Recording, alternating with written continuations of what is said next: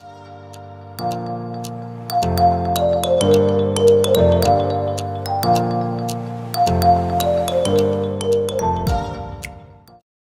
hello, school counselors and school counselors to be. Thank you guys so much for coming to my channel, The Inspiring School Counselor.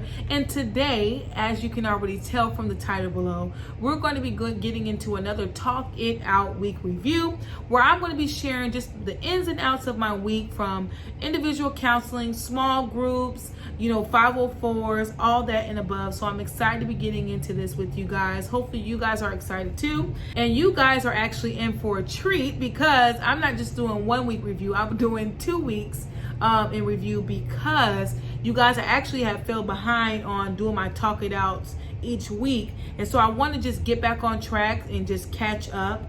And so with that being said, we are going to do 2 weeks worth today. So I think how I'm going to do this is that I'm going to just pick out certain things that really just stands out and that I did that week. So I won't go through Monday through Friday like I normally do. I'm just going to pick out certain things within those 2 weeks that I feel like it will be good to talk about. So let's not prolong the time. Let's go ahead and get right into it. So I have noticed, coming back from winter break and getting into like the second week of school, starting with the 11th, the amount of DCS referrals I had to make for my students. Like, it's mind-blowing.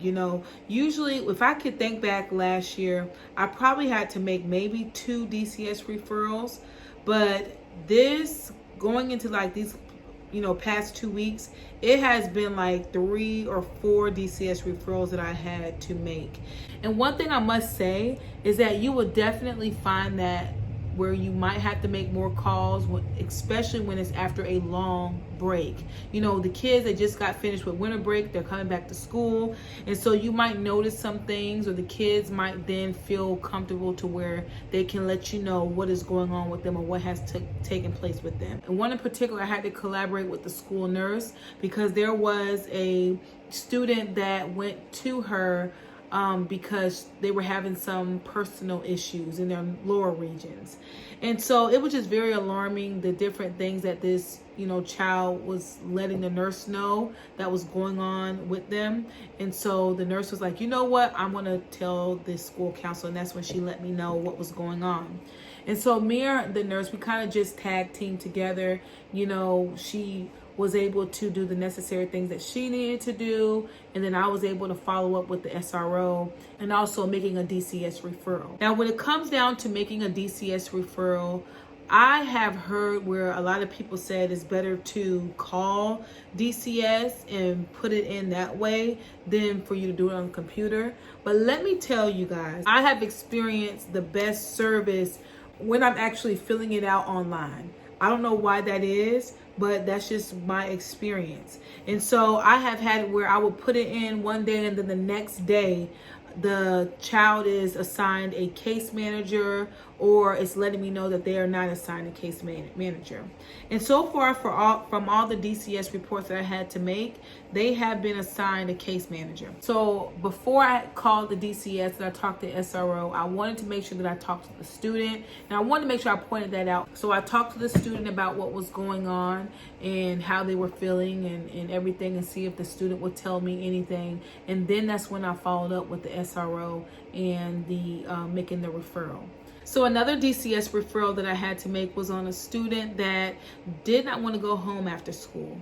And usually this student was not like this. Like, usually when at last semester, they would go home easily. It was fine. There was no problems. But we noticed after winter break, it's just when she really was just reluctant, she would cry, and she was the one that was morally, she didn't say anything. She was really, really quiet.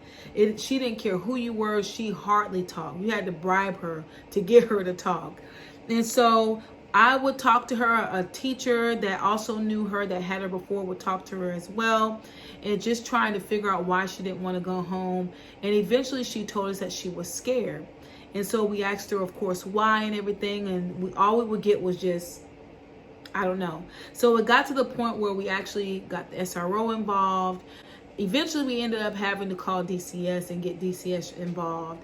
And I actually filled that DCS report also online. And I mean, the next day she was assigned to somebody. So that was another case that I had to do. And I mean, it just was really like heartbreaking, especially when you have a student that does not want to tell you what is going on, and they're really just, really shy, and it's hard for them to express themselves. And so you kind of just have to go with your instinct and what you're feeling and the type of vibe that you're kind of getting from the kid. So going into this semester, since we're on virtual, there is a particular student that we just have to make sure that there's 2 adults with this student at all times. And so I just find myself really collaborating a whole lot with the special ed teacher. At certain times I would have to go check on that student, make sure I do my check-ins. If I don't do my check-ins early in the morning, I at least try to get in maybe 1 or 2 times throughout the day to try to just see how they were doing, to see how that student is doing. I also had some meetings that I had to do with different teachers, kind of giving follow-ups on the students that I had to do DCS referrals on, so that they kind of know what is going on. I'm not going in too much detail, but just in case if their parents had called them, so that they can have a gist of what has taken place. So my principal actually let me know that I had to present the SWPBS, which that is school-wide positive behavior it's not system. I always get that at the last S mixed up. But basically I had to present that to the faculty and staff, and there were some other people from central office that was going to be looking as well. And so I had to just make sure that I prepared for that. So I had to create an outline and everything so that I can be able to go over the lessons that is going to be taught to the kids when they come back on January 25th.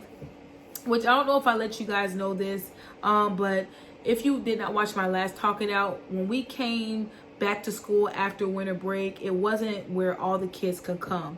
Only 25% of those students. So the other majority of the students, they had to be home on virtual. So our first full day back to school was going to be January 25th. So with that being said, I just had to make sure that the teachers had all the lessons that was necessary that they can teach to all the students, so that they know what to do when you're in the hallway, cafeteria, playground, all those different things, and teaching those, lessons to them.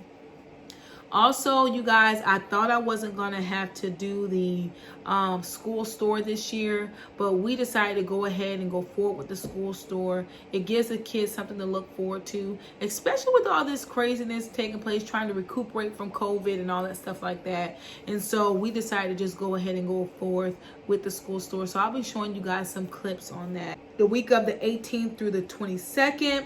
So Monday, the January 18th, was Martin Luther King Day, so we had no school. So that was just a great time to just recuperate from the last week. But Tuesday was when we were back enrolling. So I basically checked in with my students, and I had that faculty meeting that Wednesday. And let me tell you guys, I was so nervous. Because I was like, oh my gosh, I'm going to be talking to all these teachers, and the central office is going to be listening in. But I was able to make it through it. And so, like I said before, I was able to just go over all the lessons, go over what the school store is going to be about, and how, and the cup cash that we're going to be using. And then Friday, I actually had to sit in on a 504 training. There's a new program that we're going to be using called, I think it's called like Ed Plan or something like that, where we're going to be putting our 504s into that database. We had to prepare for that training to get that all figured out so that we can start putting our 504s in that database. And then I also had an opportunity just to have a teacher vent. She was just like, you know what, I need this moment to vent. And so she was able to vent to me. And I think that's just so awesome when your teachers can feel comfortable enough to talk to you and just vent about their concerns, what they like, what they don't like, and they know, and that they can trust you, that you won't, tell the whole world what they said and how they said it. And so I was just really grateful for that moment with that teacher, for them to feel as comfortable as they did. So for the most part, that's at least, a little glimpse of what I did throughout that whole 2 weeks of just working with kids, working with parents, people in the community.